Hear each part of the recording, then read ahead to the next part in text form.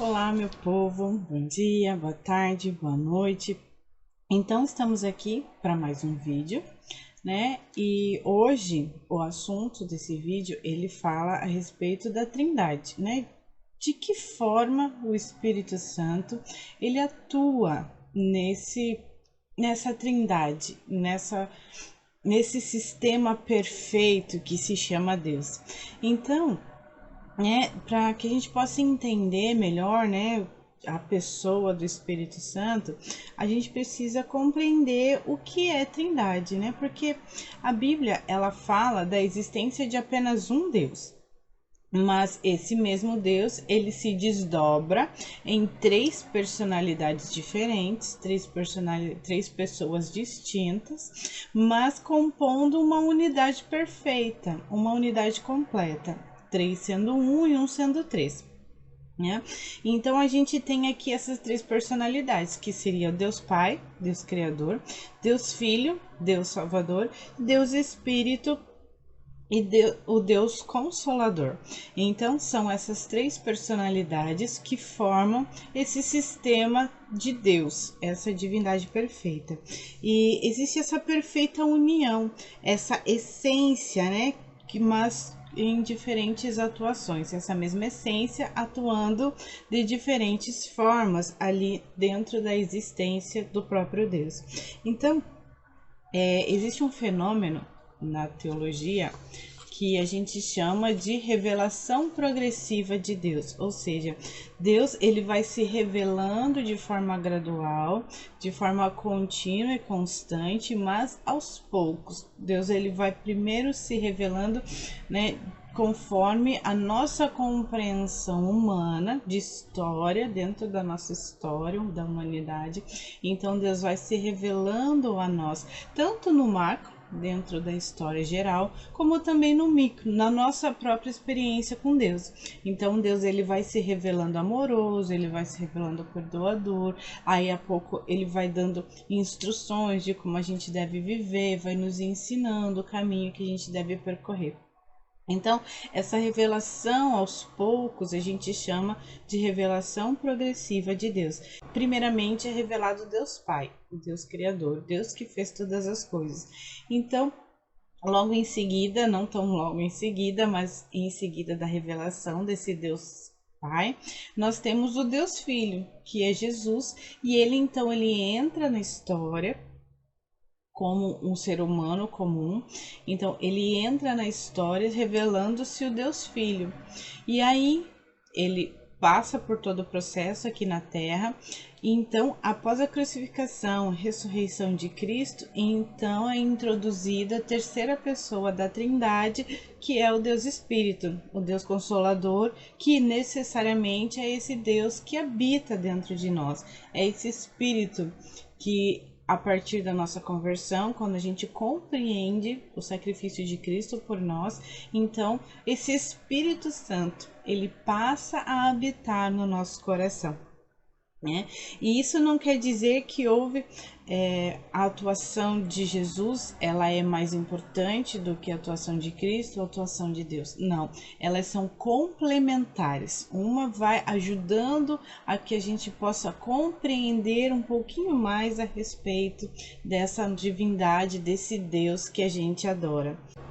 Nem sempre é tão fácil assim a gente compreender esse conceito de trindade, de um Deus que habita dentro de nós, mas a gente consegue, olhando para a natureza. Até tem um vídeo que circulou muito um tempo atrás aí na internet, que fala que Deus ele deixou a sua assinatura na Terra, né, na criação. Então eu vou até deixar a descrição desse link aqui embaixo para que vocês possam ver. Então, quando a gente olha para a criação, a gente pode perceber alguns detalhes, né? Ele fala lá do tempo, ele fala que tem passado, presente e futuro, fala da água, fala, né, de alguns elementos da natureza, mas eu acho que mais importante aqui que a gente possa compreender melhor a respeito da Trindade é quando a gente olha para nós mesmos. né? Diz lá a máxima da filosofia: conhece-te a ti mesmo. Eu sei que algumas pessoas vão questionar o que eu vou falar, mas nós somos três também, né? Nós somos tricotomistas. Que palavra complicada, mas quer dizer que o ser humano ele é composto de corpo, alma e espírito. Então, essas três dimensões do ser humano é que compõe aquilo que nós somos e a nossa forma de agir, o nosso jeito de ser. Isso quer dizer que o nosso corpo ele é responsável pelas nossas realizações, né, concretas e físicas. A nossa alma, ela é a morada dos nossos sentimentos. Todas as emoções, sejam elas boas, sejam elas ruins, sejam elas edificantes ou sejam elas destruidoras para o próprio corpo, mas é dentro da alma em que as nossas emoções, elas têm morada. E nós temos também o nosso espírito, que é responsável por todos os nossos pensamentos lógicos, por toda a nossa racionalização, pelas coisas que a gente cria também, pela criação. É o nosso espírito que cria. Por exemplo, uma pessoa, ela quer construir uma casa. O espírito, ele dá a ideia da casa, ele dá, né, os detalhes da casa, quantos quartos, quantos banheiros, garagem, como vai ser a cozinha, a sala onde ela vai ficar. Então, o espírito, ele cria isso.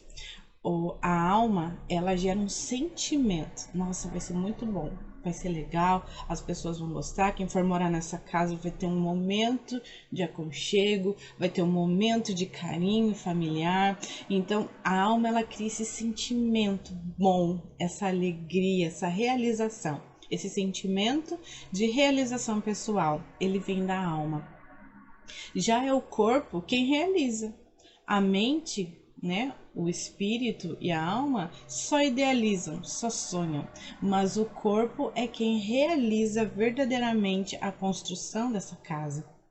Então, da mesma forma, a gente tem lá Deus, como, né, fazendo uma analogia ao nosso espírito, ele cria as coisas, né? A gente tem o Espírito Santo dando significado, um sentimento, gerando uma emoção em volta daquele pensamento, e a gente tem Cristo, né? Em diversas passagens a gente vê Cristo sendo representado como o Verbo de Deus, aquela criação, né, a palavra que se fez carne, né? Então Deus, Jesus seria como o realizador de todas as obras que Deus idealiza. O Espírito Santo é aquele que gera aquele sentimento bom, aquela alegria, aquele sentimento de compensação, de realização.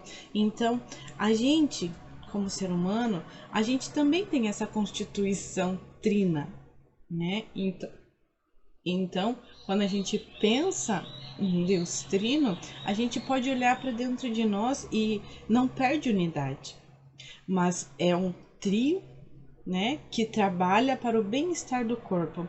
Então, a gente precisa compreender um pouquinho a respeito disso, porque é o corpo trabalhando para o bem-estar da alma, realizando aquilo que a alma deseja, aquilo que o pensamento produz, né? Aquilo que o pensamento cria. Então, como que pode? A gente tem que ter esse cuidado, muitas vezes, de cuidar, saber cuidar uns dos outros dentro de nós, né? O nosso pensamento, ele precisa ter o cuidado de não produzir pensamentos que vão magoar a alma, que vão magoar os sentimentos.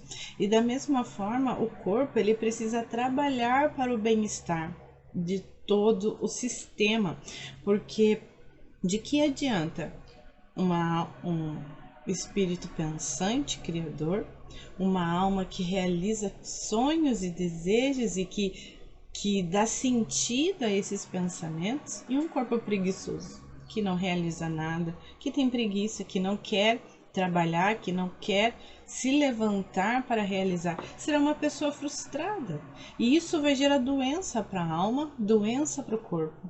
Então, a gente precisa, né, de uma alma curada também, Porque por mais que o corpo trabalhe por algo bom, o pensamento queira trazer coisas boas, mas a alma ela tá magoada, ela tá chateada, ela olha para tudo aquilo que o corpo faz, para tudo aquilo que o espírito produz de pensamento e só vai gerar pensamentos ruins. De que adianta?